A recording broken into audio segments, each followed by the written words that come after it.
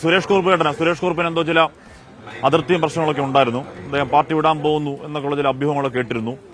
സുരേഷ് കുറുപ്പ് എന്തോ പറഞ്ഞു തോന്നുന്നു അതിനെ പറ്റി, അല്ലേ?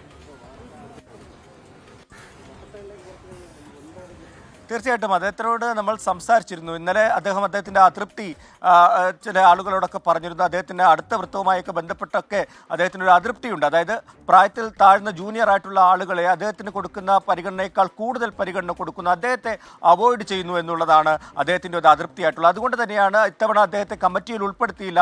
ജില്ലാ കമ്മിറ്റി പറഞ്ഞത് ആരോഗ്യ പ്രശ്നങ്ങളുണ്ടെന്നാണ്. പക്ഷേ ആരോഗ്യ പ്രശ്നങ്ങളൊന്നുമല്ല. ഇത്തരത്തിലുള്ള ഒരു അതൃപ്തി പറഞ്ഞതിന്റെ അടിസ്ഥാനത്തിൽ മാറി നിൽക്കാൻ തന്നെ തയ്യാറാകുകയാണ് അദ്ദേഹം. കമ്മിറ്റിയിലൊന്നും ഉൾപ്പെടുത്തിയിട്ടില്ല. ഇപ്പോഴത്തെ അദ്ദേഹത്തിന്റെ ഒരു കൺസേൺ അല്ലെങ്കിൽ ഒരു ആശങ്ക അല്ലെങ്കിൽ അദ്ദേഹം എതിർപ്പ് പറയുന്നത് വ്യാജമായിട്ട് കുറെ കാര്യങ്ങൾ പ്രചരിക്കുന്നുണ്ട്. അദ്ദേഹം മറ്റു പാർട്ടികളിലേക്ക് പോകുമെന്ന് ഈ വാർത്ത വന്നതിന് പിന്നാലെയും അതിനു മുൻപുമൊക്കെ വ്യാപകമായി പരക്കുന്നുണ്ടായിരുന്നു.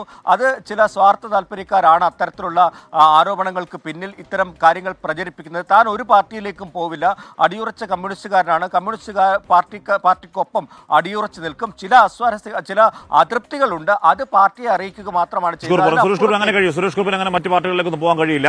പിന്നെ അതൃപ്തി ഉണ്ട് എന്ന് തന്നെ പറയുന്നുണ്ട്. അതൃപ്തി ഉണ്ട് എന്ന് മറച്ചു വെക്കുന്നില്ല. അതൃപ്തിയുള്ള പറയട്ടെ. പക്ഷേ സുരേഷ് ഗോപി അടിയുറച്ച പാർട്ടിക്കാരനാണ്. സുരേഷ് ഗോപി അങ്ങനെ പാർട്ടി വിട്ടു പോകുന്ന അത് ആലോചിക്കേ വേണ്ട, അങ്ങനെ പറയാണ്.